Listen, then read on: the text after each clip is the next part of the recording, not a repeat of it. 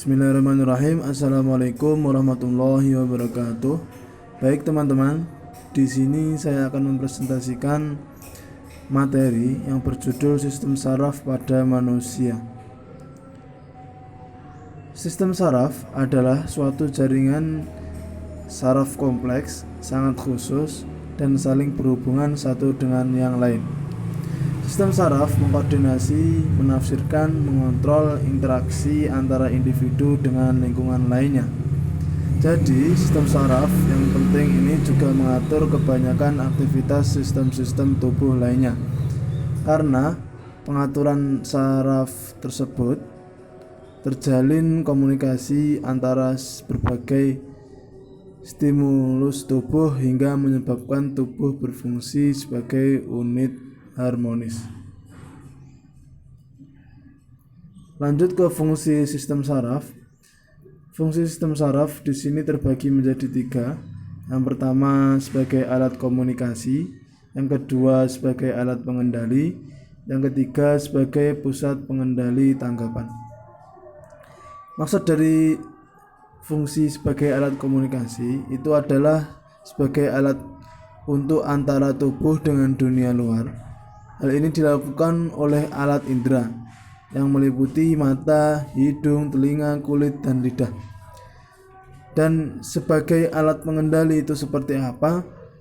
Itu dapat bekerja sama sesuai dengan fungsinya.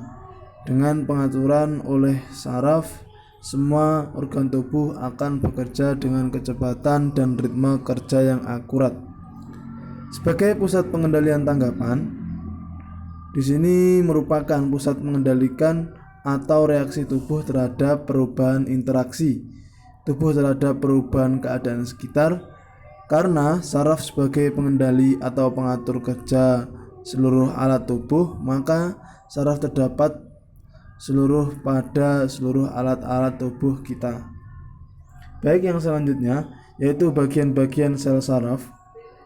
Bagian-bagian sel saraf ini yang pertama yaitu badan sel atau perikarion, yang mana suatu neuron itu mengendalikan metabolisme keseluruhan neuron, yang mana bagian ini tersusun dari komponen satu nukleus tunggal, nukleus yang menonjol, dan organel lain seperti kompleks Golgi dan mitokondria.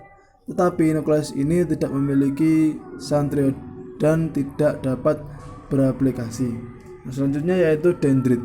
Dendrit itu adalah perpanjangan sitoplasma yang biasanya berganda dan pendek serta berfungsi untuk menghantar impuls ke sel tubuh. Selanjutnya klasifikasi neuron. Yang pertama yaitu neuron sensorik. Neuron sensorik ini yaitu menghantar impuls listrik dan reseptor benda Golgi atau organ indera dari suatu organ internal ke sistem saraf pusat. Yang kedua yaitu neuron motorik, yaitu menyampaikan impuls dari sistem saraf pusat ke efektor. Yang ketiga yaitu neuron konektor, yaitu seluruhnya dalam SSP atau sistem saraf pusat. Neuron ini menghubungkan neuron sensorik ke neuron motorik dan menyampaikan inersia ke interneuron lainnya. Neuron ini berdasarkan bentuknya terbagi menjadi 3. Yang pertama neuron unipolar.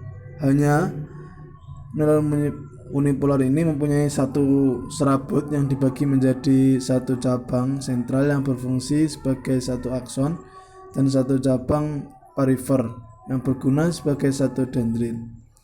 Yang kedua yaitu neuron bipolar. Neuron bipolar mempunyai 2 serabut atau dendrit dan satu akson. Jenis ini banyak dijumpai pada epitel alpha cutaneus, dalam retina mata, dalam telinga dalam. Yang ketiga yaitu neuron multipolar. Neuron multipolar itu mempunyai banyak dendrit dan satu akson. Jenis neuron ini merupakan yang paling sering dijumpai pada sistem saraf sentral. Selanjutnya bagian-bagian sel yang selanjutnya tadi melanjutkan yaitu yang selanjutnya yaitu sel neuroglia. Neuroglia atau berasal dari nerve glue mengandung berbagai macam secara keseluruhan menyokong, melindungi, dan sumber nutrisi sel serat pada otak medula spinal, sedangkan sel sedawan merupakan pelindungan dari penyokong neuron-neuron di luar sistem saraf pusat. Neuroglia jumlah lebih banyak dari neuron dan berbeda sekitar 10:1. Selanjutnya yang bagian-bagian sel yaitu selaput myelin, yaitu suatu kompleks protein lemak berwarna putih yang mengisolasi jalan saraf. Myelin menghalangi aliran natrium dan kalium melintas ke membran neuron dengan hampir sempurna. Selubung myelin tidak kontinu di sepanjang tonjolan saraf dan terdapat celah-celah yang tidak memiliki myelin, yaitu dinamakan nodus nervier. Tonjolan saraf pada sumsum saraf pusat dan tepi dapat bermyelin atau tidak bermyelin. Serabut saraf mempunyai selubung myelin dinamakan serabut myelindan. Dalam sistem saraf pusat yaitu dinamakan massa putih atau substansi alba. Serabut-serabut yang tak bermyelin terdapat pada massa kelabu substansi glycia.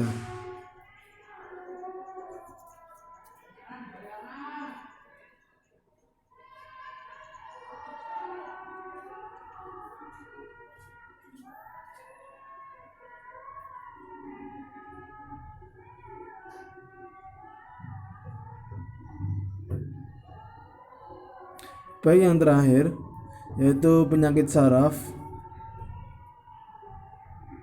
Penyakit saraf adalah gangguan kelainan atau kerusakan yang terdiri pada sistem saraf manusia sehingga mempengaruhi fungsinya sistem saraf, yaitu sistem penghubung yang sangat kompleks yang dapat mengirim menerima informasi dalam jumlah besar secara bersamaan. Sistem ini memiliki dua bagian, yaitu sistem saraf pusat otak sumsum tulang belakang, sistem saraf tepi atau perifer, atau semua elemen saraf yang menghubungkan suatu sistem pusat dengan berbagai organ tubuh.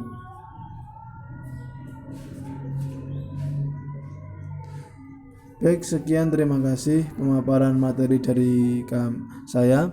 Apabila ada kurang lebihnya saya mohon maaf. Billahi taufiq wal hidayah. Assalamualaikum warahmatullahi wabarakatuh.